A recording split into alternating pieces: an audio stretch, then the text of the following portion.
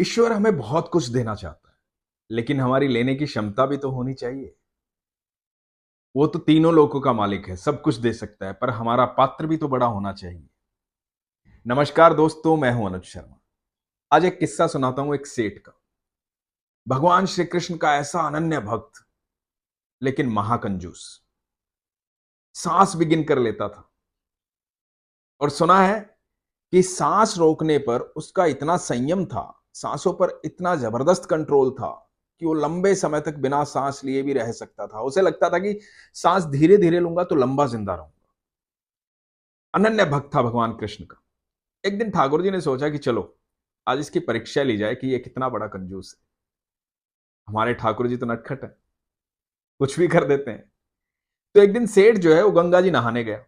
गंगा जी नहाने गया तो वहां जाकर के उसने डुबकी लगाई। डुबकी लगाकर बाहर निकला तो ठाकुर जी जो है एक पंडित के वेश में वहां पर उसके सामने प्रकट हुए और बोले कि सेठ जी, दान दीजिए।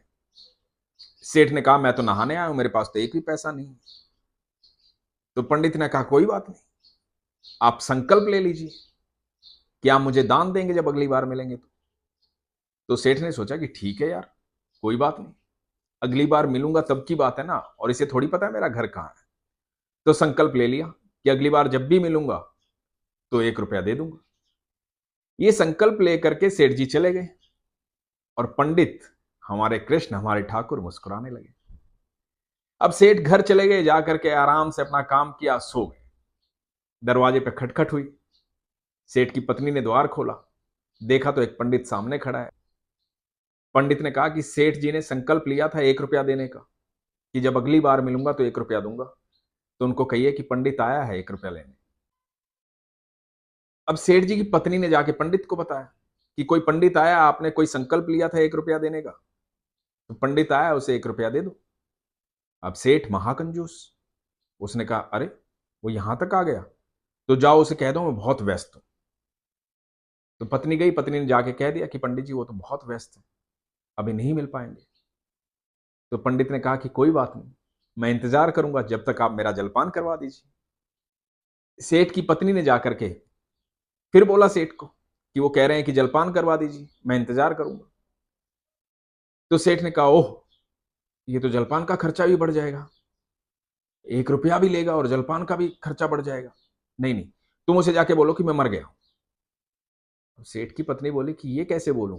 बोलो, अरे जाके बोलो मैं मर गया हूं, नहीं तो वो तो आता रहेगा, वो यहीं खड़ा रहेगा, और मैं जिंदा रहा तो वो 1 रुपया लिए बगैर मानेगा नहीं। तो जाके उसको बोल दो कि मैं मर गया हूं, वो चला जाएगा। अब सेठ की पत्नी ने जाके पंडित को बोल दिया कि सेठ जी तो मर गए अभी अभी। पंडित ने कहा कि अच्छा, चिंता में आ गए। बोले कि आप एक काम कीजिए, मैं पूरे गांव में खबर कर देता हूं, क्योंकि आप अकेले कहां कहां जाओगे, किस किस को बताओगे कि सेठ जी नहीं रहे हैं। दुख की घड़ी में मैं आपके साथ खड़ा हूं, मैं सबको बता के आता हूं कि सेठ जी नहीं रहे। तो आप बिल्कुल चिंता मत कीजिए, सारी तैयारी हो जाएंगी उनके अंतिम संस्कार की। अब जो है, पंडित ने हर जगह बता दिया। थोड़ी देर बाद सेठ के घर के बाहर बहुत सारे लोग इकट्ठा हो गए। अब सेठ की पत्नी ने बताया कि ऐसे ऐसे हो गया।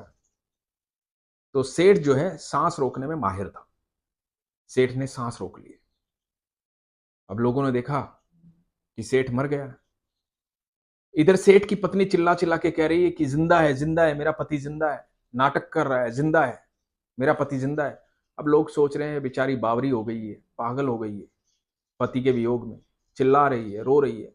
हर आदमी ऐसे ही करता है, उसके साथ सहानुभूति जताते हैं कि बहन क्या कर सकते हैं इसमें, ये तो ईश्वर की माया है, इसे तो कोई रोक नहीं सकता। और वो चिल्ला रही है, सबको कह रही है कि मेरा पति जिंदा है। लेकिन अब समय आ जाता है अर्थी को ले जाने का अंतिम संस्कार के लिए, और सेठ की शव यात्रा चलती है।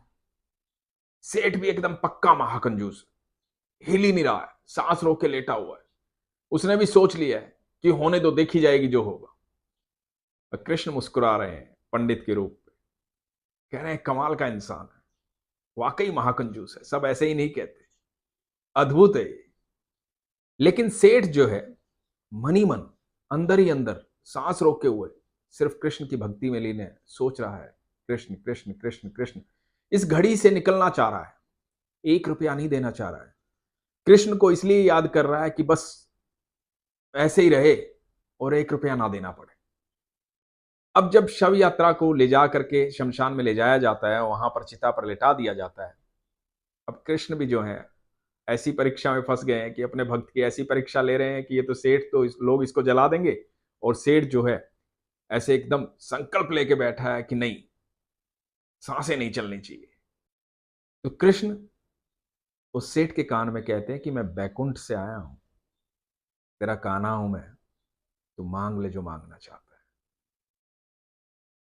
और सेठ एकदम आंखें खुलती हैं, देखते हैं और बोलते हैं कि बस एक ही चीज चाहिए। बोले क्या? मैं अपना संकल्प उल्टा लेना चाहता हूं। भगवान कहते हैं तथास्तु। दोस्तों, सेठ की भक्ति बड़ी कमाल की थी, लेकिन पात्र बहुत छोटा था। आप जब ईश्वर से प्रार्थना करते हैं, ईश्वर की पूजा करते हैं, आप किसी को भी दान देने में क्यों हिचकते हैं?